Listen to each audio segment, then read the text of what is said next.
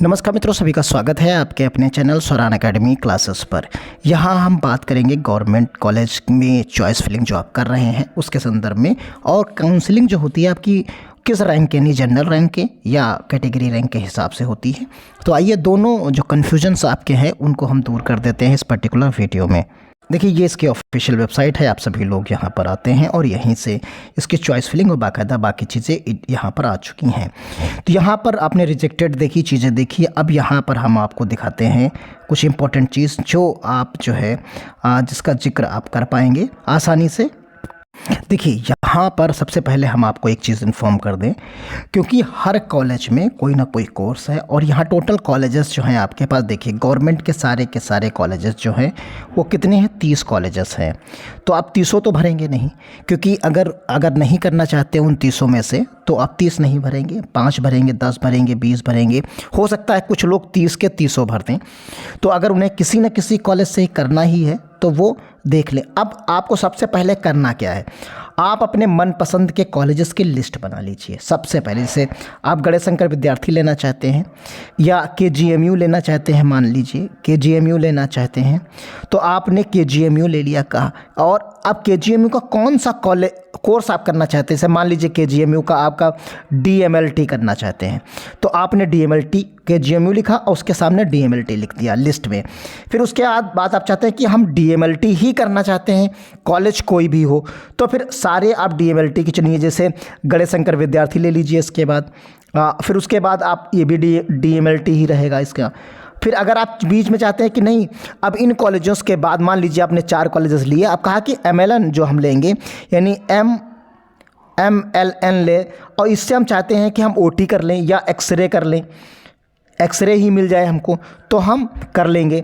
या कुछ लोग ऐसा भी सोच सकते हैं कि KGMU से ही हमें कोई कोर्स मिल जाए तो हम कर लेंगे।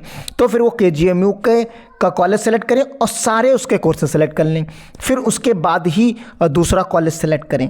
तो यानी इस तरीके से पैटर्न से जब आप सेलेक्ट करेंगे, उसमें आपके लिए महत्वपूर्ण 2 चीज़ें हैं। एक तो सबसे इम्पोर्टेंट है आपको कोर्स कौन सा करना है। जैसे आपको DMLT करना है तो पहले डिसाइड कर लीजिए, या एक्सरे करना है तो वो डिसाइड कर लीजिए। फिर ये किन कॉलेजेस से करने हैं, पहले आपने मान लीजिए हमने एग्जाम्पल के तौर पर 2 कोर्सेस लिए, ये 2 कोर्सेस हमने लिए, एक और ले लेते हैं, चलिए OT ले लेते हैं। तो हमने मान लिया ये कोर्सेस हमने ले लिए, 3 कोर्सेस। अब हमको प्रायोरिटी देनी है, हमने प्रायोरिटी दे दी पहले कोर्स की। अब उसके बाद अब हम कॉलेज की प्रायोरिटी देंगे कि सबसे पहले हम KGMU लेंगे, फिर हमें गणेशंकर विद्यार्थी मेडिकल कॉलेज लेना है, SN लेना है, या कोई और लेना है, डॉक्टर राम मनोहर लोहिया लेना है। तो जो आप चाहते हैं फिर वो ऑर्डर सेलेक्ट करिए, यानी पहले इनके साथ सेलेक्ट कर लीजिए DMLT के साथ, फिर एक्सरे और उनके साथ सेलेक्ट कर लीजिए। तो प्रायोरिटी कोर्स की, फिर कॉलेज की, इस तरीके से अगर आप क्रम में बनाएंगे तो आसान हो जाएगा। तो यानी उस लिस्ट बना लीजिए, पेपर पर बना लीजिए, उसके बाद चॉइस फिलिंग करिए। फिर उसके बाद आ जाइए दूसरी चीज़ पर, रैंक। तो जनरल रैंक जो होती है, जनरल रैंक जो आपकी होती है वो उसके हिसाब से कॉलिंग होती है। लेकिन जब अलॉटमेंट होता है, जब अलॉटमेंट किया जाता है, यानी चॉइस फिलिंग तो आप जनरल रैंक से करेंगे, लेकिन जब अलॉटमेंट होगा तो वो कैटेगरी रैंक से होगा। तब ये अलॉटमेंट, जो सीट अलॉटमेंट होगा, कोर्स अलॉटमेंट जो आपको होगा वो कैटेगरी रैंक से होगा।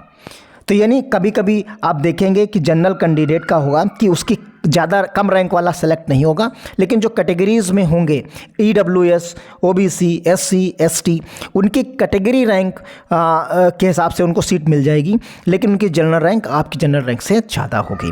तो उम्मीद करते हैं आप आसानी से चीज़ों को समझ गए होंगे। इसी प्रकार से काउंसलिंग कर लीजिए कहीं पर। और एक विशेष ध्यान रखिएगा, कॉलेज वही भरिएगा जो आपको लेने हैं। अगर कॉलेज कोर्स अलॉट हो गया तो आपके 5,000 रुपये चले जाएंगे अगर आपने नहीं लिया तो।